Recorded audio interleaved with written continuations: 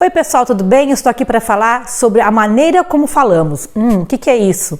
Bom, vocês sabem que eu, você, todos nós temos vários momentos na nossa vida que ora a gente fala de uma maneira mais formal, né? Nós nos preocupamos mais em falar com português correto, com pausa, preocupado que o outro vai entender, né? O contexto ali faz com que a gente fale de um jeito.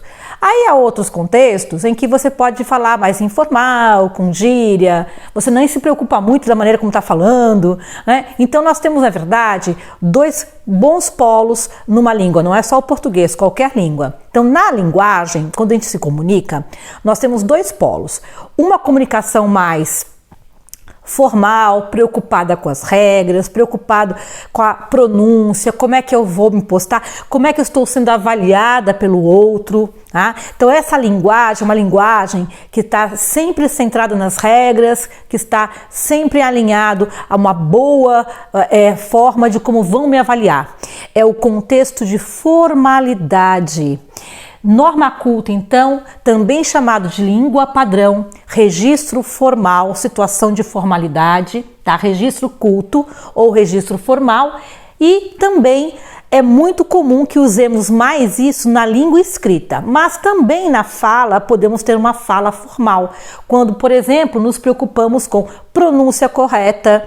Quando eu estou aqui dando essa aula para vocês, eu não estou aqui falando gíria, né, daí, pá, não, eu estou falando pausadamente, tentando utilizar inclusive uma norma culta, mas também não muito sofisticado, usando palavras do dia a dia.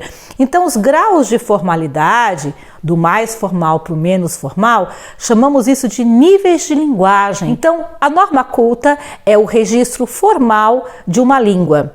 Geralmente esse registro ele é seguido por regras gramaticais, por um cuidado de como o outro vai me interpretar, tá? Em situações de formalidade. Vamos ver algumas características e alguns contextos em que ela ocorre. Então, pessoal, vamos ver as características dessa linguagem formal, dessa norma culta. Primeiramente, também chamamos de variante culta.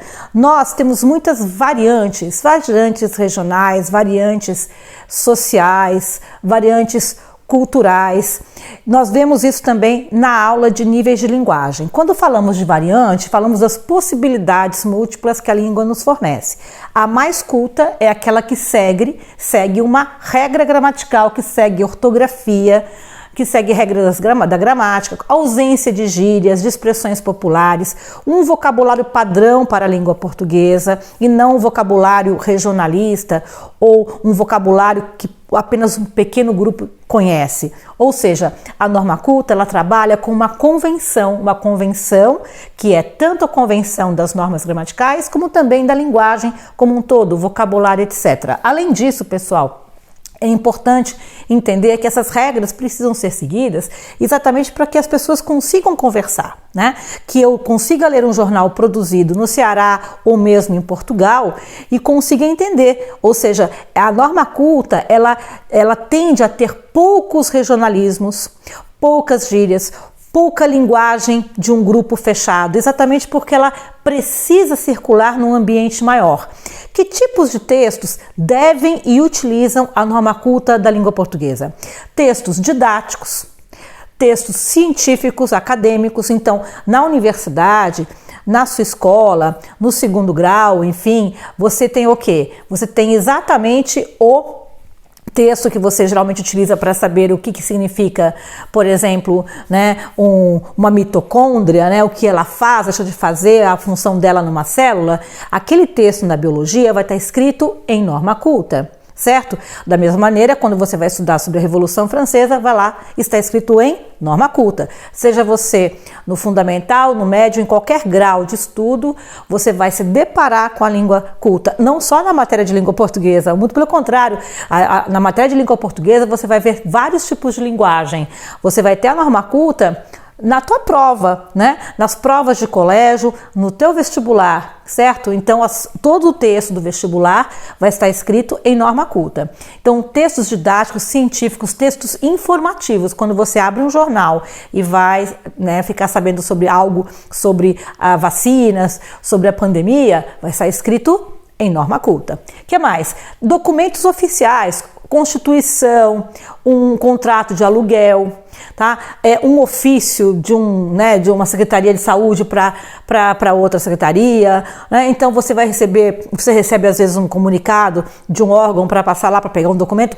Tudo em norma culta. Então, na verdade, a norma culta é fundamental exatamente para que as pessoas possam dialogar e conversar e se comunicar sem a interferência, tá, dessa colocalidade, desse dia a dia, que vai ser útil para outras situações que nós vamos ver daqui a pouco. Mas só para finalizar, as provas, todas elas, qualquer prova que você vai fazer, uma prova na faculdade, no colégio, a sua prova do Enem, é óbvio que ela vai vir toda escrita em norma culta e a sua redação do Enem. Isso é muito importante, pessoal. Vocês vão verificar o vídeo também da Daniela na parte de redação, o quanto que é importante você escrever em norma culta. Você não pode colocar coloquialismo na sua redação, porque você vai perder muito ponto na competência, uma das competências da redação, que é o domínio dessa norma culta, que é importante para o seu trabalho. Os textos na área do trabalho, os textos jurídicos, certo?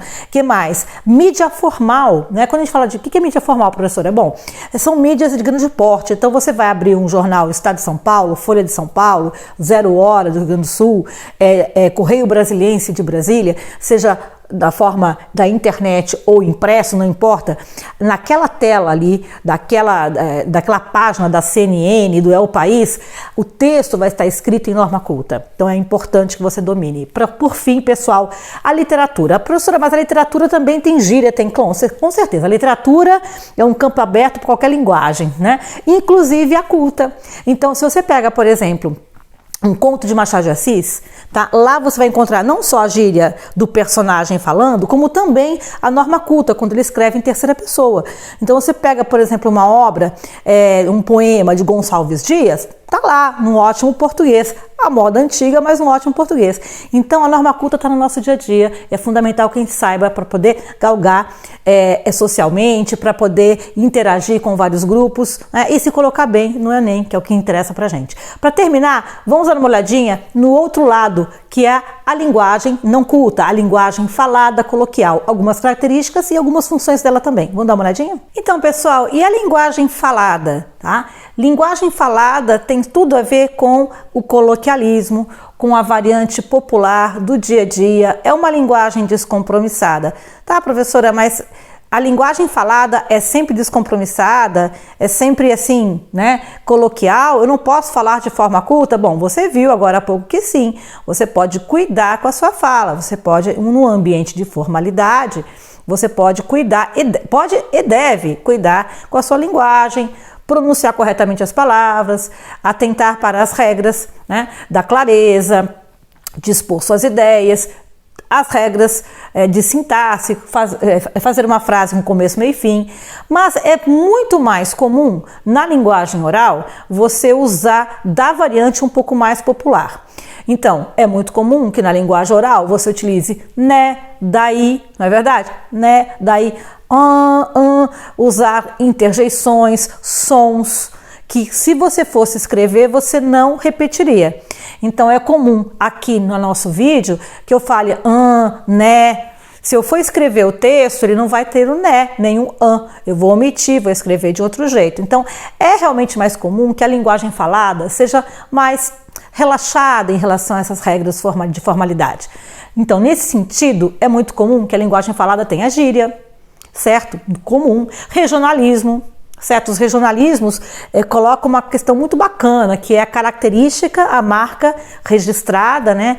Característica de identidade cultural daquela pessoa. E não podemos ter preconceito. Mas existe um lugar certo para usar, exatamente em textos regionais. Que tipos de textos você pode encontrar a linguagem coloquial, essa variante popular? Pois os tipos de texto, tá, são contextos de informalidade. Eu deixo um bilhete, um bilhete para uma compra de mercado, eu vou responder rapidamente alguém num aplicativo ali de conversa, então, me liga, eu falo me liga. Olha, me liga pela norma culta está errado, porque eu não posso começar uma oração com o pronome oblíquo. Me liga, o correto é falar assim, ligue-me. Entende? Então, é isso, ou seja, você pode escrever de maneira coloquial, falar de maneira coloquial, em situações de contexto de informalidade, certo? Você também vai encontrar essa linguagem mais popular, mais informal, em, por exemplo, charges, tirinhas de jornal charge, enfim, qualquer tipo de cartoon, meme. Nossa, daqui a pouquinho eu vou colocar um meme para vocês darem uma olhada. Os memes são cheios disso. Aliás, os memes fazem brincadeira em torno desse aspecto formal e informal. Por fim, crônica, literatura. A literatura, ela tanto apresenta linguagem formal quanto informal. E ela é muito rica no sentido da linguagem formal, porque os personagens vão estar ali, né, caracterizados e falando nos diálogos com o seu sotaque, com o seu jeito de falar. Os escritores, eles montam os personagens e nesses personagens carregados de significado na sua fala popular. Então, a linguagem popular, a língua falada, a linguagem do nosso dia a dia, mais distendida, sem muitas regras, tem o seu lugar e o Enem gosta de cobrar. O Enem é um clássico caso de prova que gosta de colocar situações de formalidade e informalidade e fazer com que você avalie quando usar uma linguagem e quando usar outra. Nós chamamos isso de competência linguística e inteligência linguística.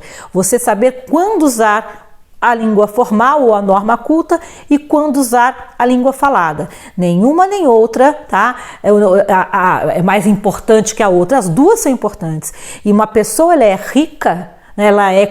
ela é culta, né? Quando ela tem as duas, quando ela consegue tranquilamente trocar o chip da língua falada ou de uma linguagem mais coloquial para uma linguagem mais formal e vice-versa.